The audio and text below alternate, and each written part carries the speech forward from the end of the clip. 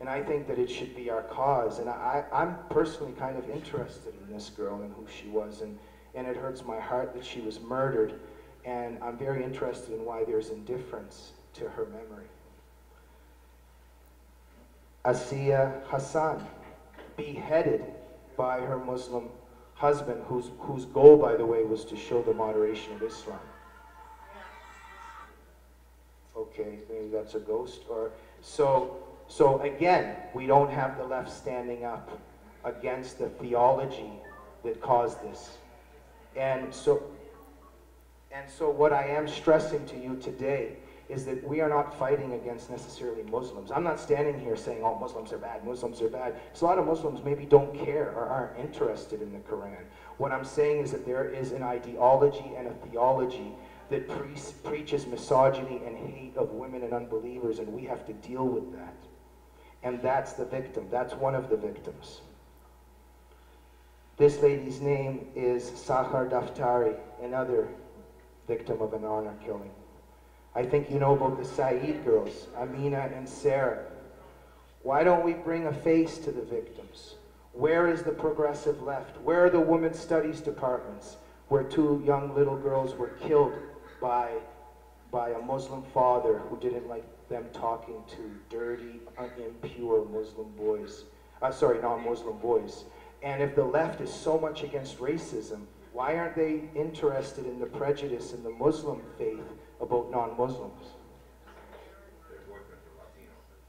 Or Latino.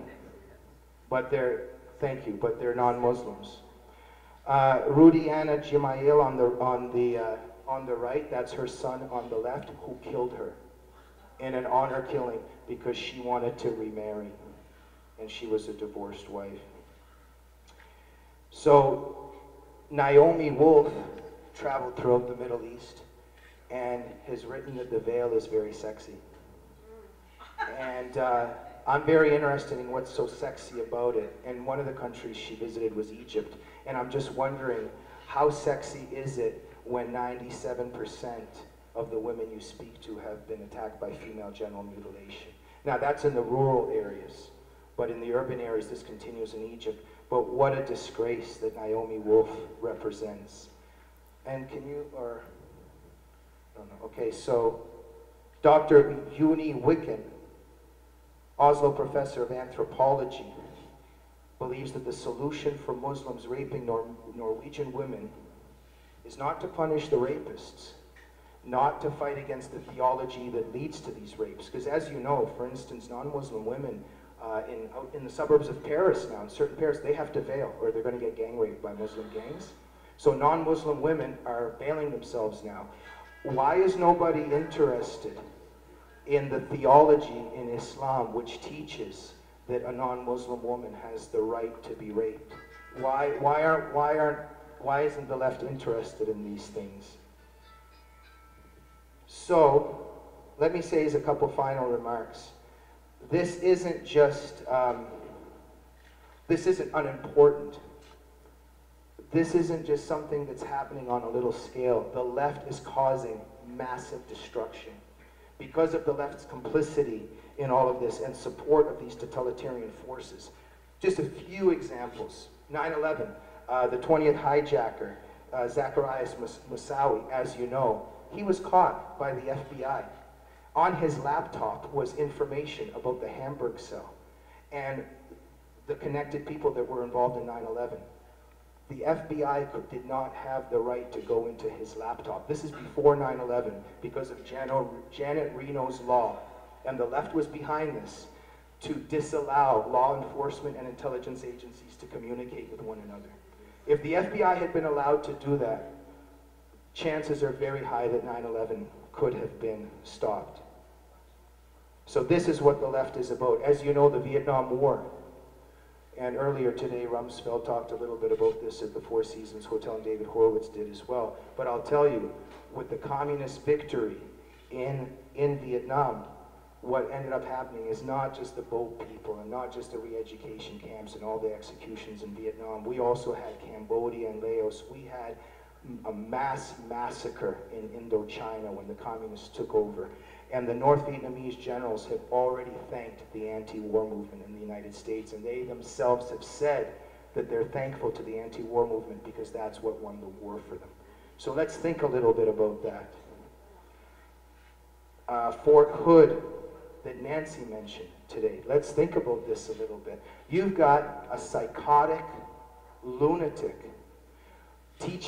giving lectures as a psychiatrist in the army about how dirty unbelievers are, how they're going to rot in hell, how jihad is legitimate, there needs to be a massacre of non-Muslims. And people are so scared, even in the army, of criticizing this individual because of political correctness, that they said nothing and kept giving him passing grades because of the left's control of the culture, because people were afraid to make these politically incorrect statements.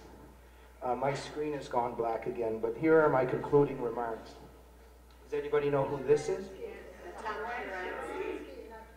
I want to end today a little bit on a human note because, oh, I'm sorry, I didn't confirm it. It's Natan Sharansky. And I'm going to tell you who he is in a second for those who...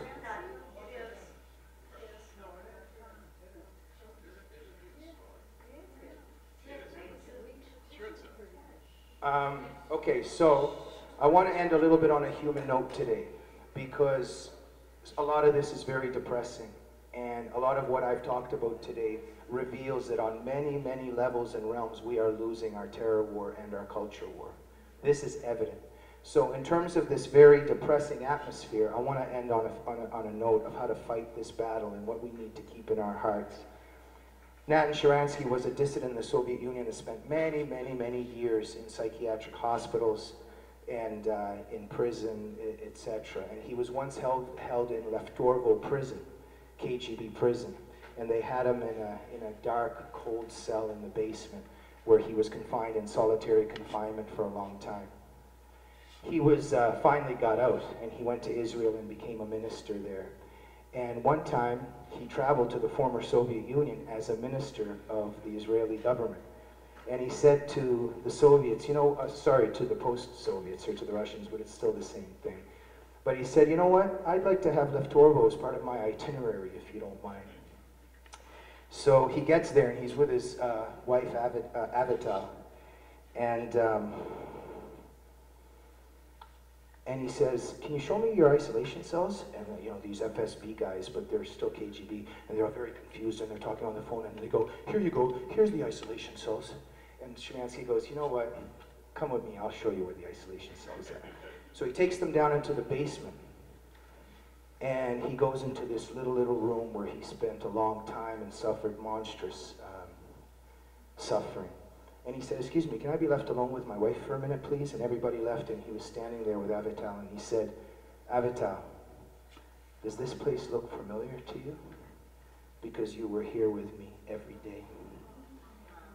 And she said, it looks very familiar. In Hebrews 13:3, it says, think about those in prison as though in prison with them. And on one of the notes that I want to end here today is no matter what we're facing today, in our hearts and in our minds, we have to retain a love for victims and a heart for victims, and to be thinking of them as if it was our suffering. And while we do that, Armando Valadares, 22 years in Cuba's Gulag under Castro, monstrous suffering. That's why his book is called Against All Hope. They used to keep him in these little cages, and they would throw excrement on him and urine on him, and all monstrous suffering. And one time, after coming out of a long session of torture and monstrous isolation and deprivation, he came out, and they said, you've got 2 letters, one from your mother and one from your sister, but you can only have one. And this is the kind of thing that the Castro guards did to the dissidents. Armando took one of the letters, and he went to his prison cell, and he put it under his cot, and he went to sleep, because he was going to read it on his time. The battle had become for something much greater. We're talking about the triumph of the human spirit. They caged him for 22 years. They tortured him, but there was one part of Armando that those torturers couldn't reach.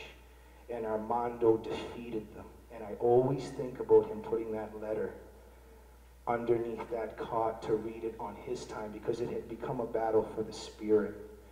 And so what I want to say today is that we're going to battle that with this, with what I just said. And in thinking of her, is my final comments.